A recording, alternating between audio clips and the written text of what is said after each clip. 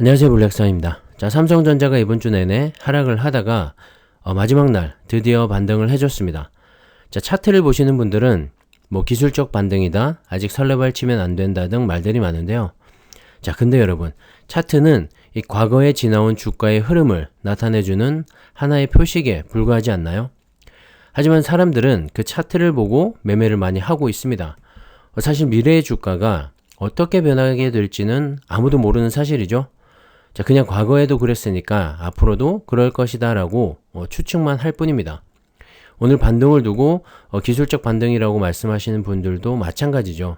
삼성전자의 진정한 기업 가치는 뺀 채 그냥 차트의 흐름상 121선이 깨졌으니까 반등을 한번 준 거다라고 말씀들을 하십니다. 하지만 여러분, 저는 이 차트는 차트일 뿐이라고 생각을 합니다. 이 차트를 본다는 자체가 매수와 매도 타이밍을 잡겠다는 거고, 사람들이 매수와 매도를 하기 위해서 이렇게 인위적으로 만들어 놓은 거라고 생각을 하거든요. 왜냐하면 그 차트를 보면 마음이 움직이기 때문입니다. 자, 이쯤 되면 팔아야겠다, 혹은 지금 시점에는 들어가도 되겠다라고 생각을 하게 되는 것이죠. 자, 결국에 이 매매가 빈번하게 이루어지면 누가 이득을 보게 될까요? 제 생각에는 바로 증권사들입니다. 수수료가 만만치 않게 짭짤하기 때문인데요. 자, 여기에 대처하는 현명한 투자자의 자세는 바로 빈번한 매매보다는 실적 고성장주에 장기 투자를 하는 거라고 생각을 합니다. 자, 오늘 반등이 기술적 반등이 됐든 어제 발표된 대규모 투자 이슈가 됐든 어쨌든 올랐습니다. 다행이죠. 하지만 이제 시작입니다. 아직까지 본격적인 반등은 시작도 안 했다는 생각을 하는데요. 자, 삼성전자는 한번 오르기 시작을 하면 또 거침없이 올라갑니다. 자, 그동안의 마음고생을 보상이라도 하듯 그렇게 올라가는 것이죠. 자, 저는 삼성전자가 오를 때나 내릴 때나 걱정 없이 이 여윳돈이 생길 때마다 조금씩 매수를 합니다. 자, 내가 산 주식이 떨어지면 불안한 이유가 투자하는 기업에 대한 확신이 없기 때문이라고 생각을 하는데요. 저는 그 확신이 차고 넘치기 때문에 걱정 없이 수량을 늘려가고 있습니다. 어쨌든 오랜만에 빨간불이 들어와서 기분은 좋은 금요일 밤입니다. 자, 어제 정부의 이 전폭적인 지원 정책 발표와 함께 삼성전자도 기존의 133조 투자에서 38조 원을 늘려서 총 171조 원을 2030년까지 쏟아붓겠다고 밝혔는데요. 자, 말이 쉬워서 171조 원이지 결코 적지 않은 금액입니다. 자, 이런 베팅을 보면 역시 삼성전자라는 생각이 드는데요. 자, TSMC와 인텔 등 이런 경쟁 업체들이 최근에 이 규모의 경제로 따라붙으려고 하니까 확실하게 밟아버리려는 삼성입니다. 자, 거기에 대해서 아직까지 발표되지 않은 두 건의 대형 이슈가 또 있죠. 자, 첫 번째는 미국 투자의 건인데요. 자, 이미 언론에서도 많이 보도가 됐지만 19조 원 규모의 투자 계획이 다음 주에 발표될 예정이라고 하죠. 아직까지 확정된 건 아니지만 정황상 그렇게 흘러가는 모양새입니다. 자, 그런데 과연 19조 원 정도로 끝이 날까요?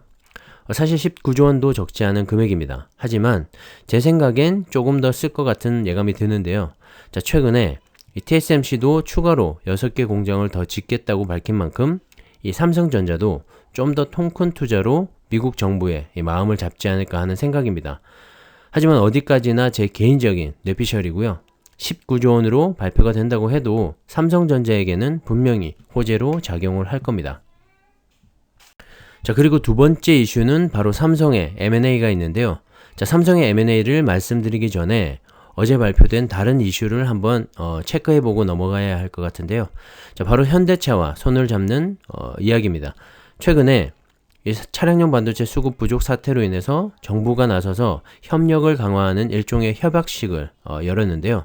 자, 그로 인해서 향후 이 미래차의 핵심 반도체의 내재화를 위해서 공동으로 노력하기로 했습니다.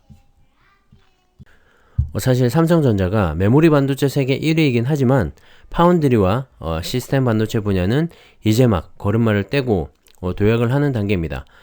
특히 비메모리 반도체에 속하는 이 차량용 반도체는 더욱더 그런 상황인데요.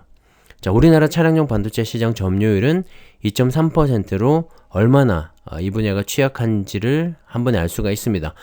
사실 삼성전자가 못하는 게 아니라 수익성에서 떨어지기 때문에 안 해왔던 분야라고 하는 게 좀 더 정확한 표현일 것 같은데요. 특히 스마트폰이나 PC 등 이 교체 주기가 짧은 IT 기기에 장착되는 메모리 반도체와는 다르게 이 차량용 반도체는 10년 넘게 바꾸지 않고 타기도 하죠. 자, 이렇게 제품 교체 주기와 보증 기한 또한 길기 때문에 삼성전자로선 좀 꺼려왔던 게 사실입니다. 자, 하지만 시대가 변하고 있죠. 전기 자율주행차 시대가 본격적으로 태동을 하고 있기 때문에 삼성전자로서도 손을 놓고만 있을 수는 없는 상황입니다. 자, 지금까지의 차와는 전혀 다른 그런 개념이 되는 건데요. 지금보다 몇 배나 더 많은 반도체가 자동차 한 대에 들어가게 되고 예전처럼 이 싼 반도체가 아닌 고성능의 그리고 고가 제품도 많이 들어가게 됩니다. 특히 이미지 센서와 전력 반도체, 배터리 관리 칩, 인포테인먼트용 AP칩, 자율주행차용 AP와 AI 가속기, 그리고 통신 프로세서 등 자, 앞으로 자동차의 핵심 부품으로 더욱더 자리를 잡게 될 텐데요. 자, 이런 연구 개발을 현대차와 함께 하기로 협약을 한 겁니다. 자, 개인적으로 상당한 의미가 있다고 생각을 하고요. 제가 몇 번이나 말씀을 드렸지만 이 전기 자율주행차 시대가 되면 자, 앞으로 반도체 수요는 더욱더 폭발적으로 성장을 하게 됩니다. 자, 단순히 이 전기차 한 대에 들어가는 반도체뿐만 아니라 자, 그 자동차를 혼자 자율주행으로 움직이게 하는데 필요한 이 데이터 센터와 통신 장비 등의 인프라까지 생각을 한다면 자, 정말 어마어마한 그런 성장성이 있는 반도체입니다. 그런 반도체를 누가 만들고 있나요, 여러분? 자, 바로 삼성전자입니다. 우린 바로 이런 기업에 투자를 하고 있는 것이고요. 자, 주가가 조금 떨어졌다고 절대로 흔들릴 필요가 없는 이유가 바로 여기에 있습니다. 정말 긴 호흡으로 삼성전자를 들여다보시면 더욱더 투자를 하고 싶어지실 겁니다. 그래서 노후자금으로 이만한 주식이 없는 것이죠. 자, 차곡차곡 모아가다 보면 기업의 성장과 함께 불어나 있을 자산을 생각해보면 벌써부터 행복해집니다. 자, 여러분도 그러신가요? 자, 그러면 여윳돈이 생기실 때마다 그냥 조금씩 모으는 게 가장 좋은 투자의 방법인 것 같습니다. 자, 현대차 이야기에서 M&A로 넘어와 보면 삼성이 현재 가장 취약한 분야가 뭘까요, 여러분? 바로 차량용 반도체 분야죠. 좀 전에 말씀드렸는데요. 자, 시장은 점점 더 커져가고 있는데 삼성이 이런 시장을 단숨에 따라가기에는 시간이 많이 걸립니다. 꽤 걸리죠. 자, 특히나 이 자동차 업계의 특성상 진입 장벽이 꽤 높습니다. 안전과 직결되어 있기 때문에 이 공급처를 쉽게 바꾸지도 않습니다. 자, 그러면 어떻게 접근을 해야 할까요? 바로 차량용 반도체 기업을 인수하는 것이 가장 빠른 방법이 되겠죠. 그래서 계속해서 네덜란드의 NXP 반도체와의 이 인수 합병 이야기가 흘러나오는 이유입니다. 자, 현대차도 분명히 이런 큰 그림을 기대하고 협력에 나서지 않았을까 하는 그런 생각이 드는데요. 서로 윈윈할 수 있는 좋은 기회인 셈인 것이죠. 특히 차량용 반도체에서 두뇌로 꼽히는 이 마이크로 컨트롤러 유닛, 즉 MCU라고 하는데요. 자, 이 MCU 시장 점유율 1위가 바로 NXP 반도체입니다. 자, 최근에는 MCU의 리드 타임이 6개월에서 1년이 넘을 정도로 핵심 부품인데요. 자, 그런 NXP 반도체를 인수하게 된다면 삼성전자는 단숨에 이 차량용 반도체 분야에서 강자로 도약을 할 수가 있게 됩니다. 하지만 사실 쉬운 일은 아닌 것이 자, 지난 2018년도였죠. 퀄컴이 한 차례 인수를 진행했다가 무산이 되기도 했습니다. 자, 그만큼 쉽지는 않겠지만 삼성전자로선 반드시 해내야 하는 일이고 자, 투자자로서 삼성이 해낼 수 있을 거라고 생각을 합니다.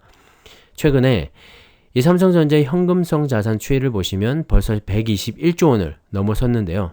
생각보다 빠르게 M&A가 진행되지 않을까 하는 생각도 듭니다. 자, 기대를 해봐도 좋을 것 같습니다. 자, 삼성전자가 미국의 유력 경제 전문지죠. 포브스가 발표한 올해 세계 최고 상장 기업 랭킹에서 11위를 차지했다고 합니다. 자, 한국 기업 중에서는 당연히 가장 높은 순위이고요. 도요타와 구글, MS 등도 제친 순위라고 합니다. 자, IT 기업 중에서는 애플 다음으로 두 번째인 삼성전자인데요. 자, 이런 삼성전자에 투자를 하지 않는다면 과연 어느 기업에 투자를 해야 할까요? 자, 주가의 변동성에 너무 겁먹지 마시고요.